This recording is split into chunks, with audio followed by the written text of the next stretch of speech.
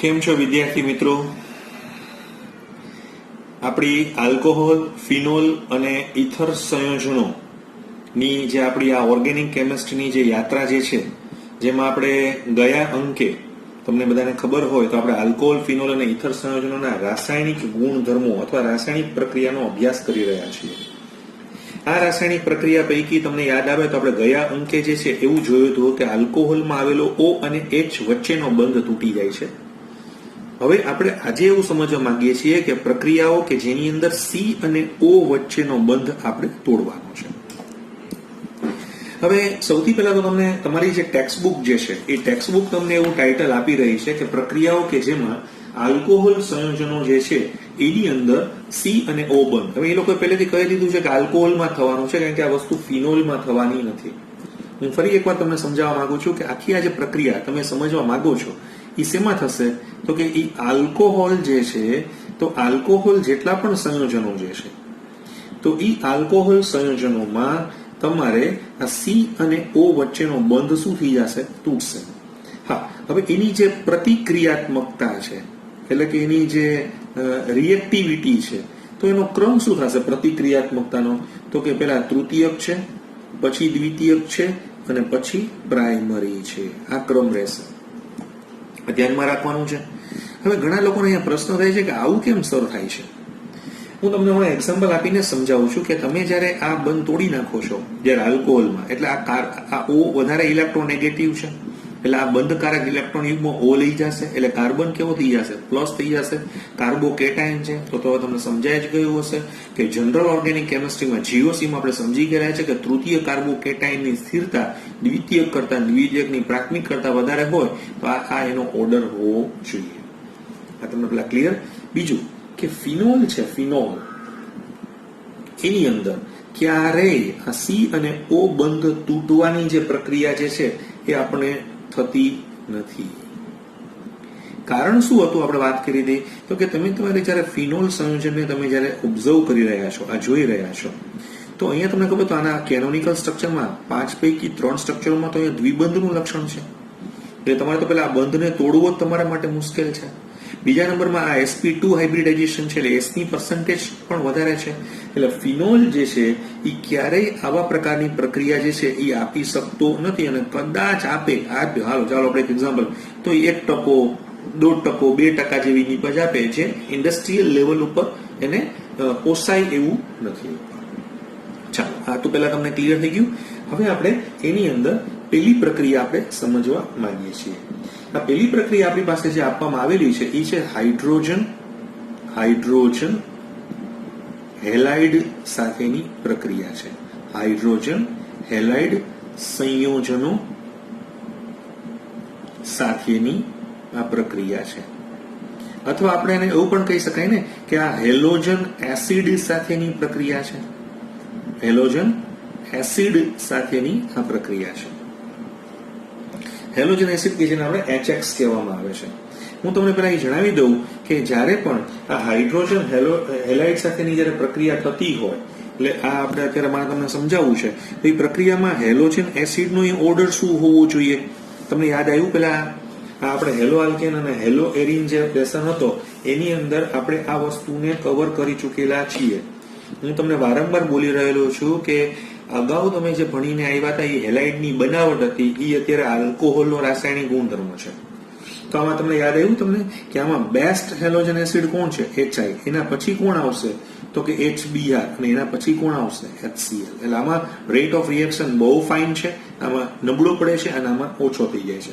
કેમ તો કે I- છે, I- એ Br- કરતા વધારે સારો ન્યુક્લિયોફાઇલ છે અને Br- એ Cl- કરતા વધારે સારો ન્યુક્લિયોફાઇલ છે. કેમ કે આ HI માં I ની સાઈઝ મોટી છે એટલે ઇઝીલી I નીકળી જશે એટલે એ સારા ન્યુક્લિયોફાઇલ તરીકે વર્તે છે. પ્લસ I ની સાઈઝ મોટી છે એટલે એના લોન પેરે દૂર હશે તો એ સરળતાથી આપી શકતા હોય છે. અહીંયા થોડીક વાર લાગશે, અહીંયા થોડી વધારે વાર લાગશે. અને બાકી આલ્કોહોલનો ક્રમ તો હમણાં જ મેં તમને સમજાવ્યો કે આ જ વસ્તુ જ્યારે આલ્કોહોલના રેફરન્સમાં ચાલતી હોય તો આપણને શું જોવા મળે તો કે તૃતીયક મળશે, પછી દ્વિતીયક છે અને પછી પ્રાથમિક છે. ચાલો હવે આપણે આ પ્રક્રિયાને સમજીએ. હું તમને એક એક્ઝામ્પલ આપવા માંગુ છું અને મારી પાસે છે CH3CH2OH. આની પ્રક્રિયા હું હાઇડ્રોક્લોરિક એસિડ કે જે ગેસિયસ ફોર્મેટમાં છે એની સાથે કરું છું. આ પ્રક્રિયા દરમિયાન મારે નિર્જળ ZnCl2 ની જરૂર પડશે અને જરૂર પડે તો ટેમ્પરેચર પણ મારે વાપરવાનું આવશે. બહુ જ ધ્યાનથી તમે જોશો તો અહીંયાથી હાઇડ્રોક્સિલ સમૂહ અને અહીંયાથી હાઇડ્રોજન સમૂહ નીકળી જશે અને તમને જે નિપજ બનશે CH3CH2Cl પ્લસ H2O પ્રાપ્ત થશે અને આપણે ક્લોરો ઇથેન કહીએ છીએ. Chloro ethane. આ શું છે તમારી પાસે? તો કે આ તમારી પાસે જે છે એ છે ઇથેનોલ. અને આ ઇથેનોલ કેવો છે? પ્રાઇમરી આલ્કોહોલ છે. આ પ્રક્રિયાને હજી એક વાર તમે પાછી શાંતિથી સમજવાનો પ્રયત્ન કરો. તમે પેલા પ્રાઇમરી આલ્કોહોલ લીધેલો છે. હવે સપોઝ કે તમે આ પ્રક્રિયામાં અહીંયાથી OH કાઢવા માંગો છો, અહીંયા HCl સાથે પહેલા તો આ SN1 કે SN2 એ કયા પ્રકારના મિકેનિઝમમાં જતું હોય? તો કે સામાન્યતઃ આને SN2 માં જવાનું થશે. રાઈટ? પ્રાઇમરી આલ્કોહોલ જે છે SN2 થી જશે, જ્યારે દ્વિતીયક અને તૃતીયક છે લગભગ SN1 થી જવા માટેની મહેનત કરશે. એ તમને હવે ખ્યાલ આવી ગયેલો છે.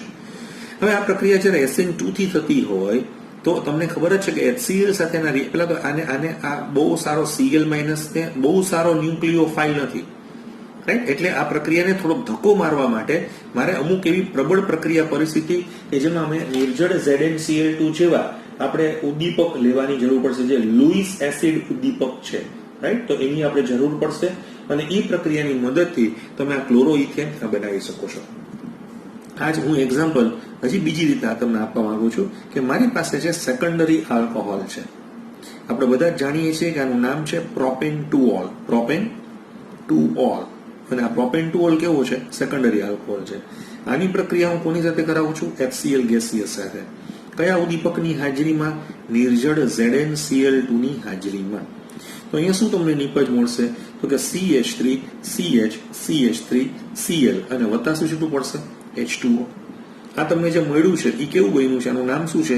તો કે આનું નામ છે 2-ક્લોરોપ્રોપેન. 2-ક્લોરોપ્રોપેન. આ સેકન્ડરી આલ્કોહોલનું રિએક્શન તમને મેં બતાવેલું છે. ક્લિયર? પણ જો તમારી પાસે તૃતીયક આલ્કોહોલ હશે તો આ પ્રક્રિયા બહુ ફાસ્ટ થવાની છે.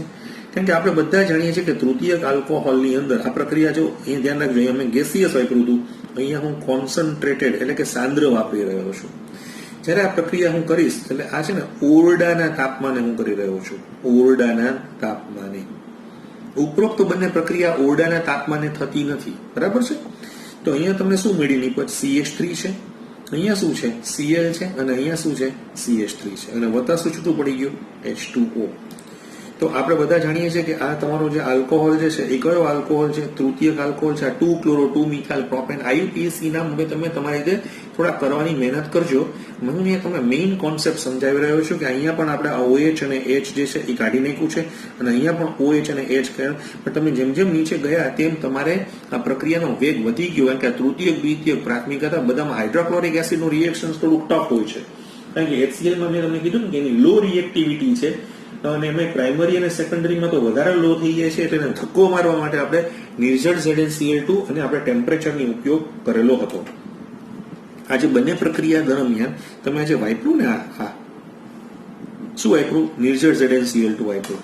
આ જે પ્રોસેસ છે ને એને અમે ગ્રુવ પ્રોસેસ કહીએ છીએ. Groove process. બરાબર છે? હવે આમ તમે જોવા જાઓ તો આ પ્રક્રિયાનો તમને કોઈ ફાયદો આમ દેખાણો? કે સપોઝ કે તમે આ પ્રક્રિયા સમજ્યા તો આ પ્રક્રિયા જે છે ને એને અમે લુકાસ કસોટી કહેવામાં આવે છે. Lucas test. આ લુકાસ ટેસ્ટમાં શું હોય કે તમારી પાસે 3 અલગ અલગ ટેસ્ટ ટ્યુબ છે. એકમાં પ્રાઇમરી છે, એકમાં સેકન્ડરી છે અને એકમાં ટર્શરી છે. પણ આપણને ખબર નથી કે કેમાં શું પડ્યું છે. તમારે બધામાં શું નાખી દેવાનું? હાઇડ્રોક્લોરિક એસિડ નાખવાનું. બરાબર છે? અને નિર્જળ ZnCl2 નાખવાનું જરૂર પડે તો. અને ટેમ્પરેચર અત્યારે આપણે કઈ યુઝ નથી કરતા, ઓરડાના તાપમાને આ પ્રક્રિયા કરાવીશ. તો ઓરડાના તાપમાને આ જે છે ને સૌથી પહેલા આ પ્રક્રિયા કરી નાખશે અને એ જે છે ને થોડીક આપણે કહેવાય ને કે એક ટર્બિડિટી એટલે આમ તેલી બિંદુ બનાવે. તેલી બિંદુ બનાવે એટલે ટર્બિડિટી બતાવે છે. ધૂંધળું થોડુંક તમને આખું સોલ્યુશન થઈ જાય આને કારણે. જો આવું થાય તો તમારે સમજી લો કયો આલ્કોહોલ? તૃતીય. પણ એને બદલે 2-ક્લોરોપ્રોપેન છે ને તો આ છે ને મિલ્કી બન્યું. ગુજરાતીમાં આપણે દૂધિયું દ્રાવણ થઈ જાય 5 મિનિટમાં. તો આ અને આમાં કાંઈ જ થશે નહીં. એકચ્યુઅલી ઓરડાના તાપમાને આ કંઈ કરી શકતા નથી. તો આ પ્રક્રિયા મિશ્રણ કેવું રહ્યું? ચોખ્ખું રહ્યું. તો તમે પ્રયોગશાળામાં આની વચ્ચેનો તફાવત તમને ખબર પડી કે કયો તૃતીયક આલ્કોહોલ છે, કયો દ્વિતીયક છે અને કયો પ્રાઇમરી આલ્કોહોલ છે. તો આ કસોટી પ્રાઇમરી આલ્કોહોલ સાથે થતી જ નથી, ઓરડાના તાપમાને થતી જ નથી. દ્વિતીયક આલ્કોહોલ જે છે એ આમ તમે જોવા જાવ તો થોડુંક મિલ્કી સોલ્યુશન 5-1 મિનિટ પછી બનાવશે અને તૃતીયક જે છે એ થોડુંક આ રીતે તેલી બિંદુ જે છે એ ઉત્પન્ન કરી રહ્યું છે. તો આના ઉપરથી તમે આ જે લુકાસ કસોટીના રેફરન્સમાં તમને આ સમજાવી શકાય. ઘણી વાર શોર્ટનોટ પણ પૂછવામાં આવે છે કે લુકાસ કસોટી વિશે નોંધ લખો. હવે તમને કદાચ જો હું વધારે યાદ કરાવું, આનાથી પણ આપણે વધારે જે છે એ આગલા ચેપ્ટરમાં ભણીને આવ્યા છીએ, આપણી બુકમાં નથી લખ્યું અત્યારે. હવે એ શું છે કે તમને યાદ આવે તો અહીંયા આલ્કોહોલ હતો, અહીંયા શું રાખતા હતા તમે? HBr વાપરતા હતા અને કોન્સન્ટ્રેટેડ H2SO4 ના થોડાક ટીપા તમે નાખો અને તો તમે ઇથાઇલ બ્રોમાઇડ બનતો હતો. યાદ આવ્યું? અહીંયા તમે HBr વાપરતા હતા, એ 48%. આ તમે જે યુઝ કરતા હતા એ 48% કોન્સન્ટ્રેટેડ યુઝ કરતા હતા. અને એવી રીતે આયોડિનના રેફરન્સમાં તમે જોવા જાઓ તો આપણે 57% રિફ્લક્સ કરતા હતા. આવું બધું તમે ભણીને આવ્યા છો. પણ આમાં લુકાસ ન થાય, કારણ કે આમાં ઘણી વખત શું થશે, બંનેમાં તેલી બિંદુ થશે અને એક દૂધિયું થશે. અને આ HIમાં તો તમે સમજ્યા, સોરી, HBr ની અંદર 2 દૂધિયા થશે અને એક તેલી બિંદુ છે, અને HI ની અંદર 2 તેલી બિંદુ ને એક દૂધિયું થઈ જશે. એટલે તમે એને નહીં વાપરી શકો. પણ HCl જે છે ને એ એવું કંટ્રોલ કરી રહ્યું છે કે જેને કારણે આપણે આ પ્રભેદિત કરવા માટેનો ઉપયોગ કરીએ છીએ. આ તમને થોડો ખ્યાલ આવી ગયેલો હશે. હવે આજે આમ તમે જોવા જાવ તો બધું આખું એક પ્રકારનું રિવિઝન જ છે. હવે આપણે શું કરવું છે તો કે હવે આપણી બુક બતાવે છે ફોસ્ફરસ એટલે હું થોડીક બુકથી ફોસ્ફરસ હેલાઇડ સંયોજનો સાથેની પ્રક્રિયા, ફોસ્ફરસ હેલાઇડ સંયોજનો સાથેની પ્રક્રિયા છે. આ તમને યાદ આવ્યું? આપણે PCl3 અથવા PX3 અને PX5 યુઝ કરતા હતા. જો તમને યાદ ન આવે તો હું પાછું લખું છું. કાં તમે PCl3 વાપરી શકો છો, કાં તમે PCl5 વાપરી શકો છો, PBr3 વાપરી શકો છો, PI3 વાપરી શકો છો. યાદ આવે તો PI3 બનાવવા માટે આપણે લાલ ફોસ્ફરસ અને આયોડિન સાથે પ્રક્રિયા કરો, ઇન સિચ્યુએશન PI3 બની જાય અને એ જ પ્રક્રિયા કરી શકે. તમને પાછું યાદ કરાવવા માટે કે તમારી બુકે તો ખાલી આમ જોવા જાવ ને તો 1-2 લીટીની અંદર આ કામ પૂરું કરી નાખ્યું છે. તો આપણે હજી એકવાર પાછું જો ન સમજાણું તો સમજી લઈએ. અહીંયા હાઇડ્રોક્સિલ સમૂહનું વિસ્થાપન હેલોજન વડે થયેલું છે, પ્લસ ફોસ્ફરસ ઓક્સીક્લોરાઇડ છૂટો પડ્યો છે અને હાઇડ્રોક્લોરિક એસિડ છૂટો પડેલો છે. તમે એ રીતે ROH લ્યો. આની પ્રક્રિયા તમે PX3 સાથે કરાવો તો શું બનશે? 3 મોલ RX બની જશે. હાઇડ્રોક્સિલ સમૂહનું વિસ્થાપન જે છે એ હેલોજન વડે થઈ જશે અને અહીંયા છૂટું શું પડશે? H3PO3 થશે. જે આપણે વાત કરી હતી કે X બરાબર શું છે, તો કે તમે અહીંયા જોવા જશો તો X બરાબર કાં તમારી પાસે પાર્ટી ક્લોરીન હોય, કાં બ્રોમિન હોય અને કાં આયોડિન હોવી જોઈએ. ચાલો, રેડી? હજી તમને એમ ન લાગે તો આપણે એક ઉદાહરણ આપી દઉં છું. CH3CH2OH. આની પ્રક્રિયા મેં PCl5 સાથે કરાવી તો મને શું નિપજ મળી? CH3CH2Cl વત્તા POCl3 વત્તા HCl. તમારે એવું જ બીજું એક એક્ઝામ્પલ આપવું હોય તો મારી પાસે મિથેનોલ છે. આની પ્રક્રિયા તમે PBr3 સાથે કરાવો છો તો શું બનશે? તો કે હાઇડ્રોક્સિલ સમૂહનું હેલોજન વડે વિસ્થાપન થઈ અને તમને H3PO3 પ્રાપ્ત થાય છે. એટલે આપણી બહુ જૂની જાણીતી સ્ટોરી હતી. તમને યાદ આવે તો આમાં સારી એવી નીપજ પણ તમને પર્સન્ટેજ ઓફ પ્રોડક્ટ જે છે 80% જેટલી નીપજ આમાં મળતી હતી. આનાથી પણ એક સરસ રસ્તો હતો તમને યાદ આવે તો. પણ જો કે એ આલ્કોહોલના રેફરન્સમાં આપણે થાયોનાઇલ ક્લોરાઇડ સાથેની પણ પ્રક્રિયા જોઈને આવ્યા હતા. અતિ શુદ્ધ બને છે એમાં આપણો હેલાઇડ કમ્પાઉન્ડ અને SO2 અને HCl વાયુ જે છે એ સરળતાથી નીકળી જાય છે. પણ અત્યારે આપણી ટેક્સ્ટબુકમાં આ જગ્યા ઉપર વર્ણન કરતા નથી. જે કરે છે એ તમને અગાઉ ખોજ આપી દે છે કે જો ત્યાં તમે ચેક કરી લેજો. હવે આ જગ્યા હવે હું જે તમને હવે તમારી ટેક્સ્ટબુકમાં એક ભૂલ શું આવે છે? એકચ્યુઅલી અમારા પ્રમાણે એક નાની ટેકનિકલ એરર છે. એ લોકો એવું લખે છે કે પ્રક્રિયાઓ કે જેમાં આ CO બને. એકચ્યુઅલી આ જે પ્રક્રિયા હવે હું તમને સમજાવું છું ને એમાં શું થાય છે કે પ્રક્રિયાઓ જેમાં આખો આલ્કોહોલનો અણુ ભાગ લે છે. આ એમાં આવે છે. તમે 3 હેડ પડે છે. તો તમારી બુકની અંદર જે છે ને ખાલી 2 જ હેડ બતાવેલા છે, ત્રીજો હેડ બતાવેલો નથી. એટલે આ ધ્યાનમાં રાખજો. હું અત્યારે તમને જે સમજાવવા માંગુ છું એ આપણો આ 3rd સ્ટેજ છે. હવે 3rd સ્ટેજની અંદર આપણે પહેલી જ વાત સમજવા માંગીએ છીએ અને એ છે નિર્જલીકરણ, જેને આપણે શું કહેવામાં આવે છે? ડિહાઇડ્રેશન. ડિહાઇડ્રેશન એટલે શું? પાણીનો અણુ દૂર થવો. ધ્યાન રાખજો, આખો પાણીનો અણુ મોલેક્યુલ દૂર થાય. બે વચ્ચે ફેર છે, જલ વિભાજન અને જલીકરણ.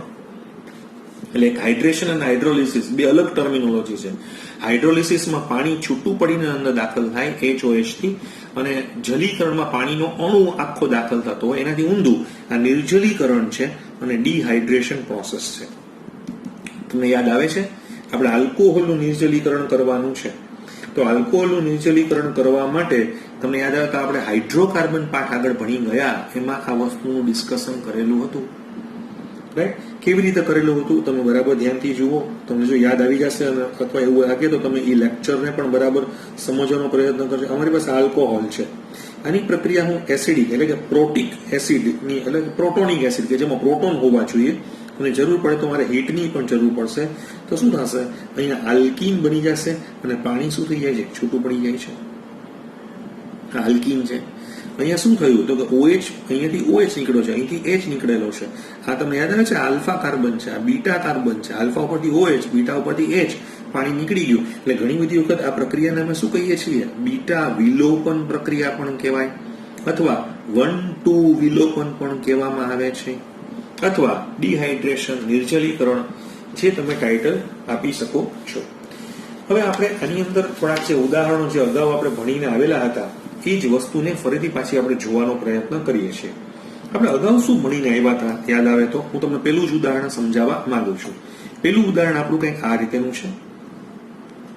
મારી પાસે છે CH3 CH2 OH. કોણ છે? ઇથેનોલ.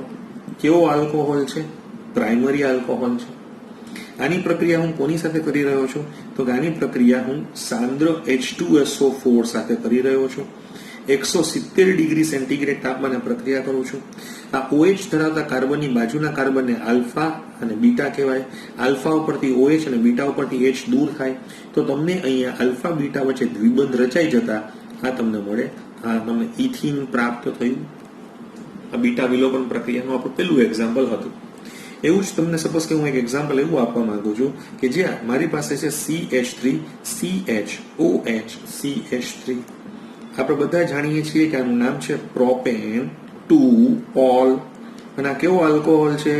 સેકન્ડરી આલ્કોહોલ છે.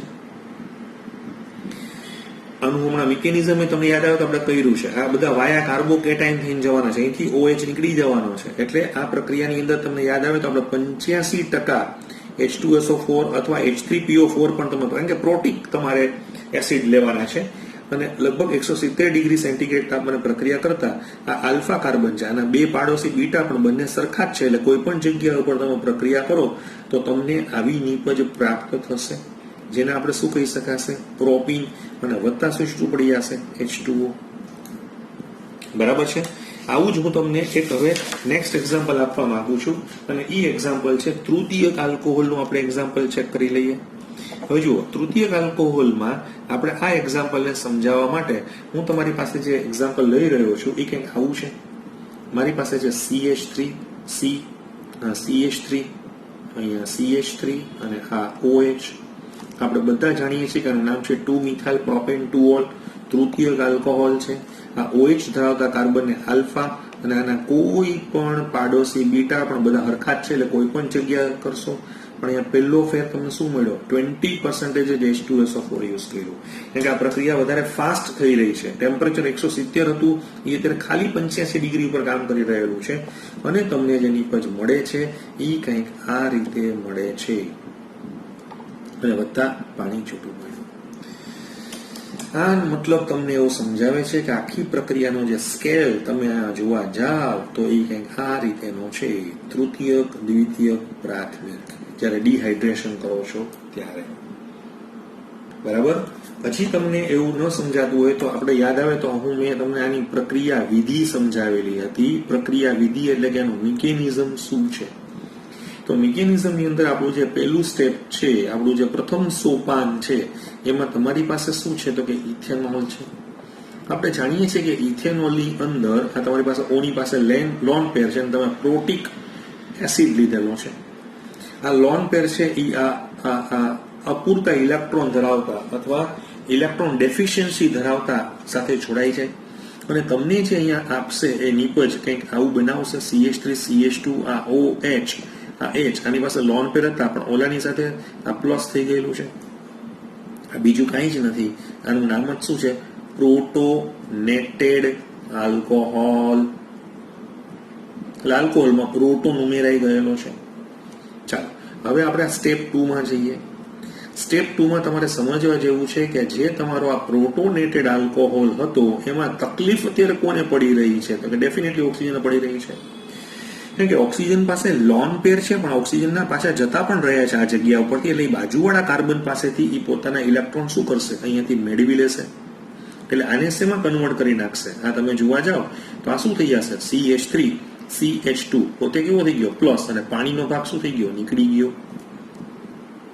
આ પ્રક્રિયાનું આ સ્ટેપ કેવું છે તો કે આ ધીમો તબક્કો છે, કારણ કે એ તમારે બંધ તોડવાના છે. બરાબર છે, ધીમો તબક્કો છે. એટલે તમને યાદ આવે તો આ જ પ્રક્રિયાનો વેગ આ રેટ ડિટર્મિનેટિંગ સ્ટેપ છે. રાસાયણિક ગતિકીમાં આપણે ભણી ગયા છે કે જે ધીમો તબક્કો હોય એ જ આપણે પ્રાયોગિક રીતે ઓબ્ઝર્વ કરી શકીએ છીએ, એ જ આપણે સમજી શકીએ છીએ, એ જ આપણા માટે મહત્વનો બને છે. એટલે આ પ્રક્રિયા દરમિયાન તમે જોવા જાવ તો આ તબક્કો જ આપણા માટે બહુ જ ઇમ્પોર્ટન્ટ છે ને. વાયા કાર્બોકેટાઇન થઈને તમારું ગયેલું છે. આ તમને જે બન્યું છે એનું નામ છે ઇથાઇલ કાર્બોકેટાઇન. એટલે તો આ પ્રક્રિયામાં પાણીનો અણુ દૂર થઈ ગયો. તો એટલે તો આ પ્રક્રિયાનું નામ શું પડી ગયું? નિર્જલીકરણ. જે રેટ ડિટર્મિનેટિંગ સ્ટેપ ઉપરથી પ્રક્રિયાના નામને આપણે કહી શકાય. હવે આપણે એનું સ્ટેપ 3 શું છે તો કે સ્ટેપ 3 હું કંઈક આવું લખું તમને સમજાઈ જાય. એટલે કે મારી પાસે આ કાર્બોકેટાઇન હતો. હવે આ જે છે એ H પાસેથી લઈ લેશે. આ પ્રક્રિયા બહુ જ ફાસ્ટ એટલે કે ઝડપી થઈ જશે અને તમને શું મળશે તો કે CH2 ડબલ બોન્ડ CH2 બનશે અને વત્તા શું છૂટું પડી જશે? H+. આ તમને ઇથિન પ્રાપ્ત થઈ ગયું. આ એનું મિકેનિઝમ છે. તમને એવું લાગશે કે તમારી NCERT ની જે બુક છે એ આ પ્રકારના મિકેનિઝમ શું કામ આપે છે? રાઈટ. જો હું વારંવાર બોલું છું, તમારી NCERT ની બુક છે ને એ ફાઉન્ડેશન છે. ઘણા બધા લોકો અમને કહે, હું તમને ભવિષ્યમાં મારે એ વિડીયો પણ મૂકવાની બહુ ઈચ્છા છે જે હું તમારી સાથે લાઈવ એટલે કે એકચ્યુઅલી હું તમને એવું સમજાવવા માંગુ છું કે NCERT ની બુક ઘણા લોકો અમને પૂછે કે એ કરી નાખું તો મારું JEE નીટ થઈ જાય? મારો જવાબ ના છે, ન થાય. પણ NCERT તો તમારું ફાઉન્ડેશન છે. એ તમારો જે એને કહેવાય ને એ તમે પેલા ક્લિયર કરો. બીજું કે તમે જયારે એ વસ્તુને સમજતા હો ત્યારે તમારા મગજમાં એ વસ્તુ ટ્રાય કરી નાખવાની કે આ આખી આ પ્રક્રિયા કાર્બોકેટાઇન, આમાં મેઇન રોલ કાર્બોકેટાઇનનો છે.